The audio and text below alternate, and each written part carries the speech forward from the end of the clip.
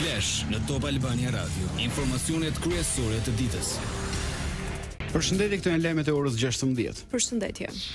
Zgjedhjet parlamentare 2025. Shqipëria vendos. Njoftimi nga Top Channel se do të publikojë sondazhe në bashkëpunim me sondazhistin e presidentit Trump, John McLaughlin, ka marrë vëmendjen edhe të kryeministrit Rama.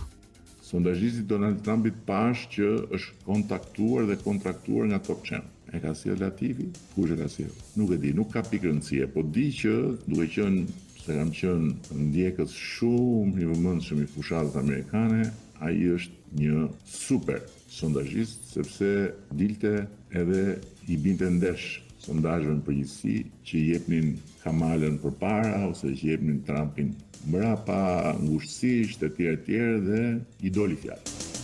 Ndërkaq Partia Socialiste bën sondazhe të brendshme. Duke qenë se ne ndjekim e anketojmë popullin shqiptar çdo muaj, prej 12 vjetësh i kemi të gjitha kapic, trendet, gjërat, unë kemi shumë të dhëna ne për të parë luhatet lëvizjet, kështu që mbi bazën e tyre do të ta them eksakt përparim, domethënë, cili është numri minimal i mandateve, cili është numri maksimal. Po që sot mund të them që minimali është mbi atë që kemi. Pas komunikimit me ndjekësit në rrjetet sociale, Rama ishte në Burrel nga ku njoftoi rikonceptim të programit të bonusit të bebes prej 2026-s. Në vend të ndihmës financiare me çek do të ecim me një tjetër skem që është më e avancuar patjetër, sipas numrit të fëmijëve me pagesa mujore 2 vjeçare, 3 vjeçare dhe 5 vjeçare. Sipas numrit të fëmijëve. Kush do bëj më shumë, do të rrim afër më shumë, kuptohet. Kemi bërë projektin edhe kemi 20 ndërmarrje sociale për punësimin e grave në nevojë, që është shumë i rëndësishëm për ne.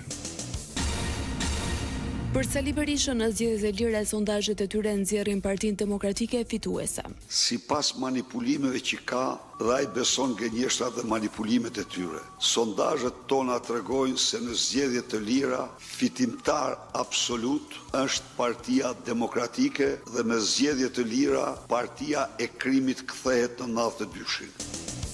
Berisha përmendi masa ndaj skenareve që mund të përmbysin parashikimin përfitore në thellë. Delegacioni nga më të rëndësishme të OSBE-s vizitur Shqipërinë pikërisht për zgjedhjet. Ne kemi dorëzuar emër mbi emër të gjitha atyre që po kryejnë krime zgjedhore.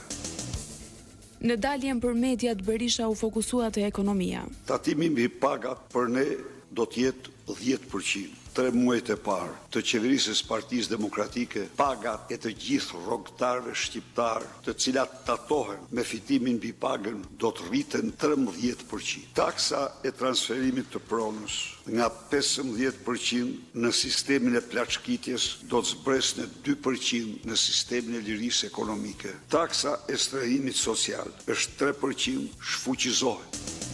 Më herët gjatë ditës, kryetari demokrat pati një takim me prodhues të bimëve mjekësore të prekur nga tarifat amerikane. Qëllimi ynë ndaj tarifave është negociata me qeverinë e Shteteve të Bashkuara për 0 tarifa. Ne do i vendosim 0 tarifa, me kërkesën që qeveria amerikane të na përgjigjet dhe ne me 0 tarifa dhe ju të përfitoni. Por të supozojmë se qeveria amerikane për arsye të veta nuk adapton këtë. Ne do kompensojmë ju plotësisht tarifin e eksportit të vendosur nga vendet ku ju eksportoni.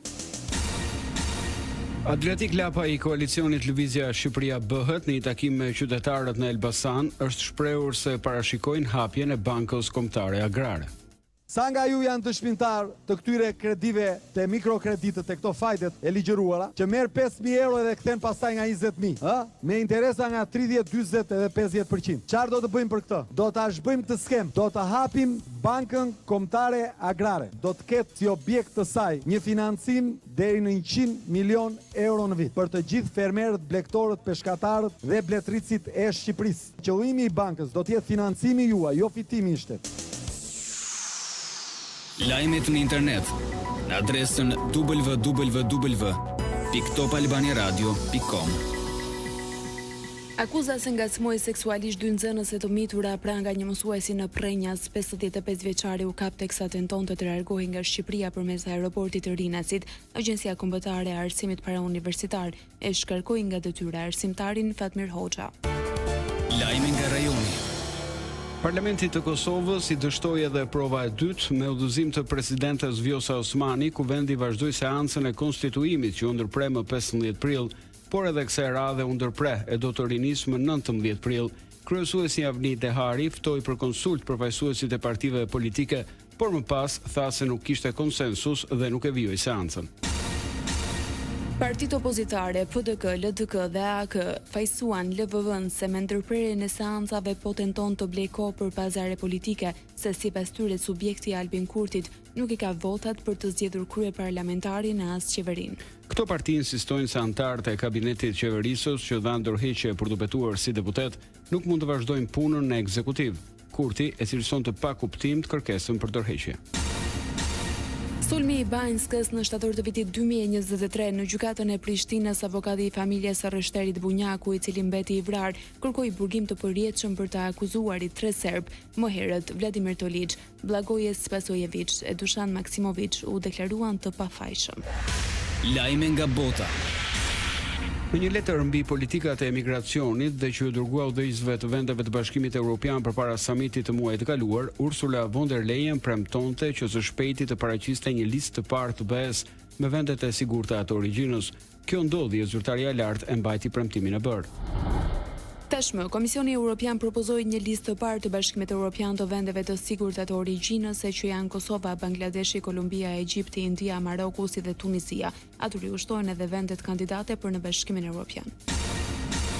Shefi i qeverisë ushtarake të Myanmarit ka amnistuar rreth 4900 të burgosur. Amnistia u lëshuar në ditën kur ky shtet shënon vitin e ri tradicional, siç raportoi media shtetërore. Një organizatë e pavarur tha se në mesin e të liruarve janë të paktën 22 të burgosur politik. Parashikimi i motit. Edhe në orët në vijim, vendi ynë do të ndikohet nga mot me vrenësira e shira, temperaturat variojnë nga 12 në 28 gradë Celsius. Për shkak të motit në Vlorë u pezëllua lundrimi për mjetet e vogla dhe anjet e bashkimit. Kjo nuk vlen për tragetet. Ndoqët një përmbledhje të zhvillimeve kryesore deri në këto çaste. Edicioni informativ i radhës është në orën 17. Unë jam Ervin Nikolla. Unë jam Armelda Methasani. Kjo është Top Albania Radio.